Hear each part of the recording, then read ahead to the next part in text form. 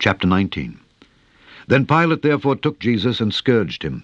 And the soldiers platted a crown of thorns and put it on his head. And they put on him a purple robe and said, Hail, King of the Jews! And they smote him with their hands. Pilate therefore went forth again, and saith unto them, Behold, I bring him forth to you, that ye may know that I find no fault in him. Then came Jesus forth, wearing the crown of thorns and the purple robe. And Pilate saith unto them, Behold the man.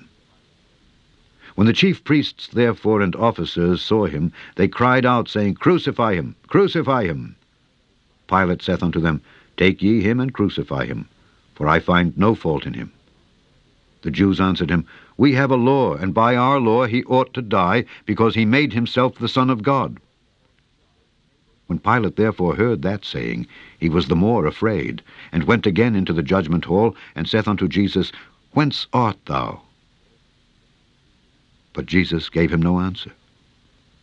Then saith Pilate unto him, Speakest thou not unto me? Knowest thou not that I have power to crucify thee, and have power to release thee? Jesus answered, Thou couldest have no power at all against me, except it were given thee from above. Therefore he that delivered me unto thee hath the greater sin. And from thenceforth Pilate sought to release him. But the Jews cried out, saying, If thou let this man go, thou art not Caesar's friend. Whosoever maketh himself a king speaketh against Caesar. When Pilate therefore heard that saying, he brought Jesus forth, and sat down in the judgment seat in a place that is called the Pavement, but in the Hebrew Golgotha. And it was the preparation of the Passover, and about the 6th hour. And he saith unto the Jews, Behold your king. But they cried out, Away with him, crucify him. Pilate saith unto them, Shall I crucify your king? The chief priests answered, We have no king but Caesar. Then delivered he him therefore unto them to be crucified. And they took Jesus, and led him away. And he, bearing his cross, went forth into a place called the place of a skull, which is called in the Hebrew Golgotha, where they crucified him, and two other with him, on either side one, and Jesus in the midst. And Pilate wrote a title, and put it on the cross, and the writing was, Jesus of Nazareth, the King of the Jews. This title then read many of the Jews, for the place where Jesus was crucified was nigh to the city, and it was written in Hebrew and Greek and Latin. Then said the chief priests of the Jews to Pilate, Write not the King of the Jews, but that he said, I am King of the Jews. Pilate answered, What I have written, I have written. Then the soldiers, when they had crucified Jesus, took his garments, and made 4 parts, to every soldier a part, and also his coat. Now the coat was without seam, woven from the top throughout. They said therefore among themselves, Let us not rend it, but cast lots for it, whose it shall be. That the scripture might be fulfilled, which saith, They parted my raiment among them, and for my vesture they did cast lots. These things therefore the soldiers did.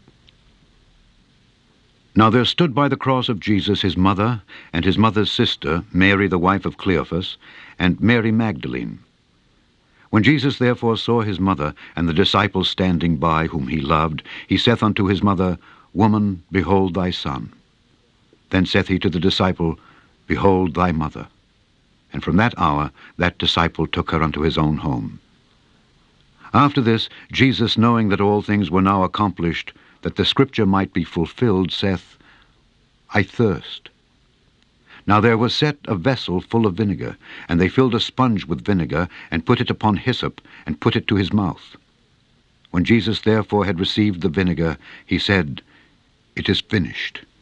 And he bowed his head, and gave up the ghost. The Jews therefore, because it was the preparation, that the body should not remain upon the cross on the Sabbath day, for that Sabbath day was an high day, besought Pilate that their legs might be broken, and that they might be taken away. Then came the soldiers, and brake the legs of the first and of the other which was crucified with him. But when they came to Jesus, and saw that he was dead already, they brake not his legs. But one of the soldiers with a spear pierced his side, and forthwith came there out blood and water. And he that saw it bare record, and his record is true. And he knoweth that he saith true, that ye might believe.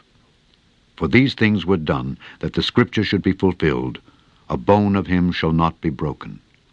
And again another scripture saith, They shall look on him whom they pierced. And after this Joseph of Arimathea, being a disciple of Jesus, but secretly for fear of the Jews, besought Pilate that he might take away the body of Jesus. And Pilate gave him leave.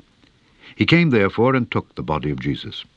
And there came also Nicodemus, which at the first came to Jesus by night, and brought a mixture of myrrh and aloes, about 100 pound weight. Then took they the body of Jesus, and wound it in linen clothes with the spices, as the manner of the Jews is to bury. Now in the place where he was crucified there was a garden, and in the garden a new sepulchre, wherein was never man yet laid.